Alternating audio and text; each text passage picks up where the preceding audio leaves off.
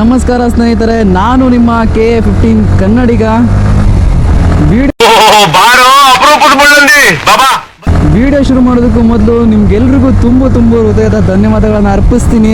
ಯಾಕಪ್ಪ ಅಂತ ಹೇಳಿದ್ರೆ, ನನ್ನ ಮೊದಲ ವಿಡಿಯೋಗೆ ತುಂಬ ಜನ ಪಾಸಿಟಿವ್ ರೆಸ್ಪಾನ್ಸ್ನ ಕೊಟ್ಟಿದ್ದೀರಾ, ಸಪೋರ್ಟ್ ಮಾಡ್ತಾ ಇದ್ದೀರಾ ಅಂತ ಹೇಳ್ತಾ, ಹೀಗೆ ಇನ್ನೂ ನಿಮ್ಮ ಸಪೋರ್ಟ್ ಇರಲಿ. ಮುಂದಿನ ದಿನಗಳಲ್ಲಿ ಒಳ್ಳೊಳ್ಳೆ ಕಂಟೆಂಟ್ಸ್ನ ಕೊಡ್ತೀನಿ ಅಂತ ಹೇಳ್ತಾ, ಅದಕ್ಕೂ ಮುಂಚೆ ದಯವಿಟ್ಟು ಕ್ಷಮೆ ಇರಲಿ. ಡೈಲಿ ವ್ಲಾಗ್ಸ್ ಮಾಡೋಕ್ಕಾಗ್ತಾ ಇಲ್ಲ, ಕಾರಣಾಂತರಗಳಿಂದ ವರ್ಕ್ ಪ್ರೆಷರಲ್ಲಿದ್ದೀನಿ ಸ್ವಲ್ಪ. ಸೊ ಮುಂದಿನ ದಿನಗಳಲ್ಲಿ ನಿಮ್ಮ ರೆಸ್ಪಾನ್ಸ್ ಚೆನ್ನಾಗಿ ಮಾಡ್ತಿದ್ದೀರಾ, ಇನ್ನೂ ತುಂಬ ಸಪೋರ್ಟ್ ಮಾಡಿ. ಡೈಲಿ ವ್ಲಾಗ್ಸ್ನ ನಾನು ಕೊಡ್ತೀನಿ, ಪ್ರಯತ್ನ ಪಡ್ತೀನಿ ಅಂತ ಹೇಳ್ತಾ, ಈಗ ಮುಂದಿನ ವಿಡಿಯೋನ ಶುರು ಮಾಡೋಣ ಬನ್ನಿ.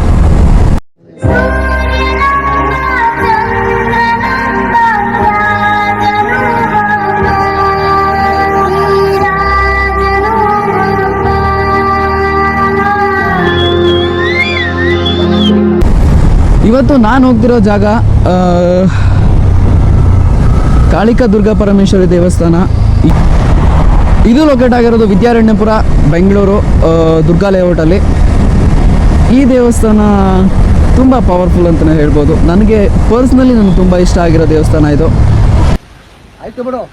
ಈ ದೇವಸ್ಥಾನದಲ್ಲಿ ಏನಪ್ಪ ಸ್ಪೆಷಲ್ಲು ಅಂತ ಹೇಳಿದ್ರೆ, 108 ಅಡಿ ಎತ್ತರದ ಒಂದು ಗೋಪುರ ಇದೆ ದೇವಸ್ಥಾನಕ್ಕೆ ಎಂಟ್ರ್ ಆಗುವಲ್ಲಿ. ಸೊ ಅದೇ ಒಂದು ಮುಖ್ಯ ಆಕರ್ಷಣೆ ಅಂತಲೇ ಹೇಳ್ಬೋದು ಈ ದೇವಸ್ಥಾನದಲ್ಲಿ. ಈ ದೇವಸ್ಥಾನದ ಹಿಸ್ಟ್ರಿ ಬಗ್ಗೆ ಹೇಳೋದಾದರೆ, ನನಗೆ ಗೊತ್ತಿರೋ ಹಿಸ್ಟ್ರಿನ ನಾನು ಹೇಳ್ತಾ ಇದ್ದೀನಿ, ದಯವಿಟ್ಟು ತಪ್ಪಿದರೆ ಕ್ಷಮೆ ಇರಲಿ. ಹಿಂದೆ ಆ ಜಾಗದಲ್ಲಿ ತುಂಬ ಬರಡಾಗಿರುತ್ತೆ, ಬರಗಾಲ ಬಂದಿರುತ್ತೆ, ಮಳೆ ಬೆಳೆ ಸರಿಯಾಗಿ ಆಗ್ತಾ ಇರಲ್ಲ, ಮಳೆ ಬರ್ತಾ ಇರಲ್ಲ, ಬೆಳೆಗೆ ಸರಿಯಾಗಿ ಮಳೆ ಸಿಗ್ತಾ ಇರಲ್ಲ, ಬೆಳೆದಿರೋ ಬೆಳೆಗೆ ತುಂಬ ಬರಗಾಲ ಇತ್ತು. ಆವಾಗ ಜಾಪಾಲಿ ಅನ್ನೋ ಋಷಿ ಇರ್ತಾನೆ. ಋಷಿ ಮುನಿಗಳಿಗೆಲ್ಲ ತಪಸ್ ಮಾಡಿ ಅವರು ವರ ಪಡ್ಕೊಂಡಿರ್ತಾರೆ. ನಿಮ್ಗೆ ಗೊತ್ತೇ ಇದೆ ಋಷಿ ಮುನಿಗಳ ಪವರ್ ಏನು ಅಂತ. ಅವರು ಏನಕ್ಕೆ ಈ ಥರ ಆಗ್ತಿದೆ ನಮ್ಮ ಗ್ರಾಮ, ಏನಕ್ಕೆ ನಮ್ಮ ಭೂಮಿ ಹೀಗಾಗ್ತಿದೆ, ಈ ಥರ ಬರಗಾಲ ಬರ್ತಿದೆ ಅಂತ ಹೇಳ್ಬಿಟ್ಟು ತಪಸ್ ಮಾಡಿ ಅವನು ತಿಳ್ಕೊತಾನೆ. ಶಂಭಾಸುರ ಅನ್ನೋ ರಾಕ್ಷಸನ ಕಾರಣದಿಂದಾಗಿ ಹಿಂಗಾಗಿದೆ ಅಂತ ಗೊತ್ತಾಗ್ಬಿಡುತ್ತೆ. ಆವಾಗ ಅವನೇನು ಮಾಡ್ತಾನೆ, ಇಂದ್ರದೇವನ ಹತ್ರ ಹೋಗ್ತಾನೆ. ಇಂದ್ರದೇವನ ಹತ್ರ ಹೋಗಿ, ನನಗೆ ಈ ರಾಕ್ಷಸನಿಂದ ಮುಕ್ತಿ ಬೇಕು, ಅವನ ಸಂಹಾರ ಮಾಡಬೇಕು ನೀನು ಅಂತ ಕೇಳ್ಕೊತಾನೆ. ಆವಾಗ ಇಂದ್ರದೇವ ಆಯಿತು ಸರಿ ಅಂತ ಒಪ್ಕೋತಾನೆ. ಆವಾಗ ಯಜ್ಞ ಒಂದು ಮಾಡಬೇಕು ಅಂತ ಹೇಳಿ ಕಾಮಧೇನುವಿನ ಮಗಳು ನಂದಿನಿಯನ್ನು ಬರೋದಕ್ಕೆ ಕೇಳ್ತಾನೆ, ಆಹ್ವಾನಿಸ್ತಾನೆ. ಆವಾಗ ಅವಳು ತಿರಸ್ಕರಿಸ್ತಾಳೆ. ನಾನು ಯಾಕೆ ನರಮನುಷ್ಯರಿಗೆ ಹೆಲ್ಪ್ ಮಾಡಬೇಕು ಅಂತ ಹೇಳ್ಬಿಟ್ಟು, ನಾನು ಬರಲ್ಲ ಅಂತ ಹೇಳ್ಬಿಡ್ತಾಳೆ.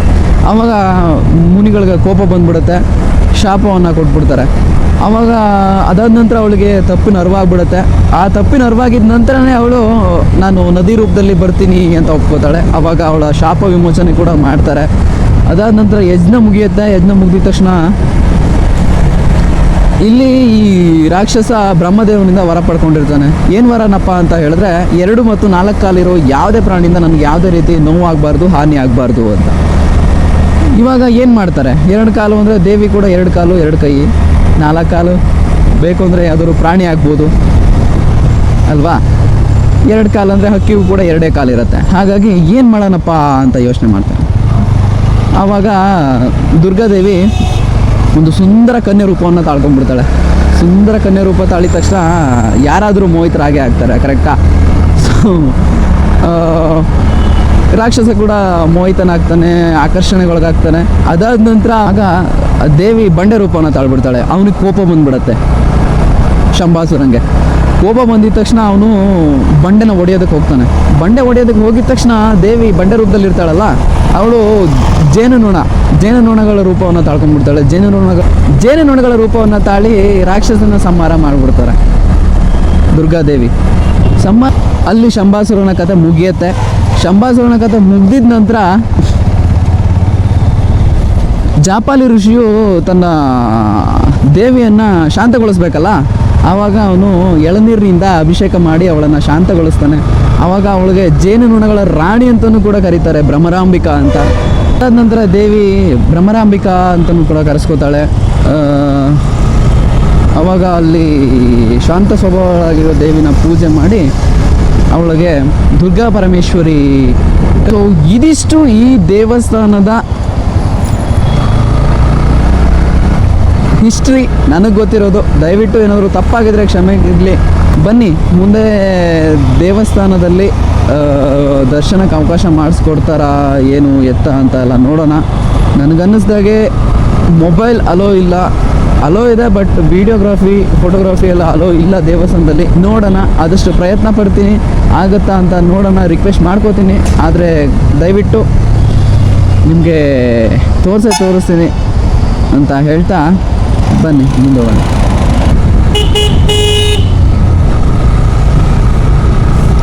ನೋಡೋಂಗಿಲ್ಲ ಸ್ನೇಹಿತರೆ, ನುಗ್ಗಿಸ್ಕೊಂಡು ಬರ್ತಾ ಇರೋದೆ. ಏನಾದರೂ ನಮಗೇನು, ನಾವು ಮಾತ್ರ ಸೇಫಾಗಿ ಪಾಸ್ ಆಗಿಬಿಡ್ಬೇಕು. ಯಾಕೆ ಹಿಂಗೆ ಆಡ್ತಾರಪ್ಪ ಜನಗಳಿಗೆ ಹೇಳಿದ ಅರ್ಥನೇ ಆಗಲ್ಲ.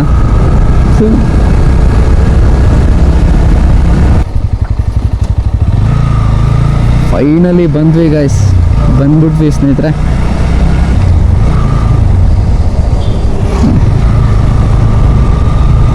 ಫೈನಲಿ ನಾವು ಬಂದ್ವಿ ದೇವಸ್ಥಾನಕ್ಕೆ.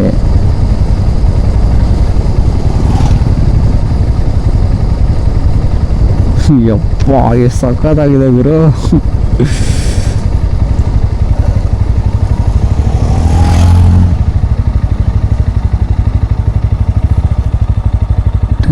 ಬನ್ನಿ ನಿಲ್ಲಿಸ್ಬಿಟ್ಟು ಒಂದು ಸಕ್ಕತ್ತಾಗಿರೋ ವಿಡಿಯೋ ಮಾಡ್ಕೊಂಡು.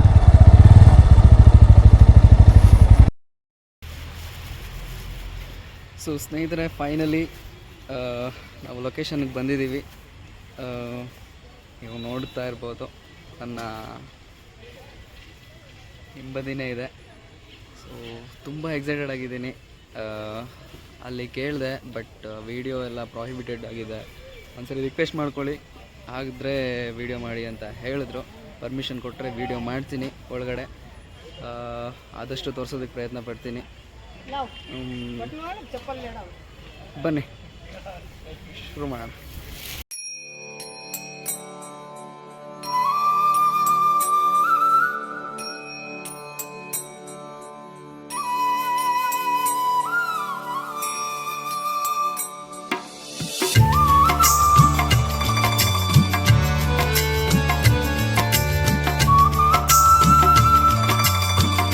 ಸ್ನೇಹಿತರೆ, ದಯವಿಟ್ಟು ಕ್ಷಮೆ ಇರಲಿ.